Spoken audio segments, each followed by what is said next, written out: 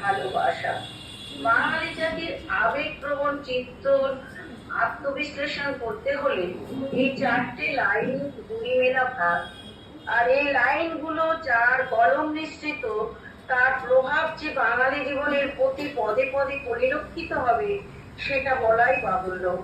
৩৩ কোটি দেবতার উপাসনার পরও তিনি বাঙালির প্রাণের ঠাকুর রবীন্দ্রনাথ নানা রূপে, নানা রসে, নানা নামে, নানা ভূমিকায়, কখনো রবি ঠাকুর, কখনো কবিগুরু, কখনো বিশ্বকবি, কখনো ভানুসিংহ ঠাকুর, আবার কখনো আন্নাকালী পাকরাশি।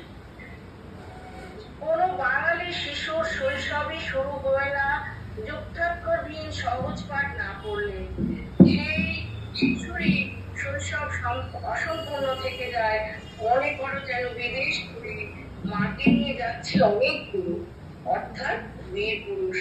বীর পুরুষের এই ফ্যান্টাসির মাধ্যমে সেই শিশু যখন বিকশিত হচ্ছে, পল্লবিত হচ্ছে, তখন রবি ঠাকুরের উদাত্ত আহ্বান, ওরে নবীন, ওরে আমার কাছা, আজ মরাদের ঘা মেরে তুই বাঁচা, তাকেই উদ্বুদ্ধ করে অচলায়তন ভাঙার জন্য।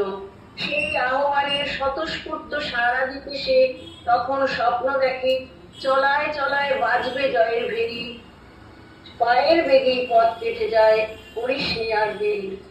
তার জীবনে ধীরে ধীরে আসে প্রেম, বিরহ, পরিণতি। এই প্রতিটি পর্যায়ে বাঙালির একান্ত অবলম্বন কিন্তু দেবেন্দ্রনাথ ঠাকুরের কনিষ্ঠ সন্তানটি।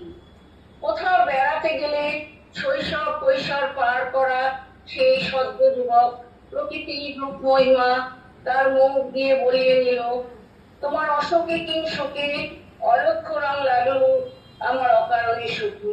আবার যে মানুষটি সব হারিয়েছে, যে মানুষটি সব হারিয়েছে, আবার ঘনিয়ে এসেছে জীবনে পরমেশ্বরের কাছে, সেই মানুষটিও কিন্তু আত্মনিবেদন করছে বিশ্বকবির ভাষায়।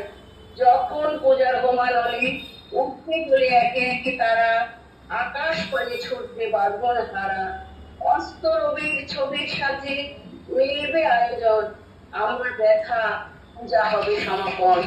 রবীন্দ্রনাথের বিরহিত বর্ষা চাষাবাদ করা বাঙালি জনগোষ্ঠীর কাছে ঋতু নিয়ে আসে, বর্ষা ঋতু নিয়ে আসে শস্য সম্পদের বার্তা।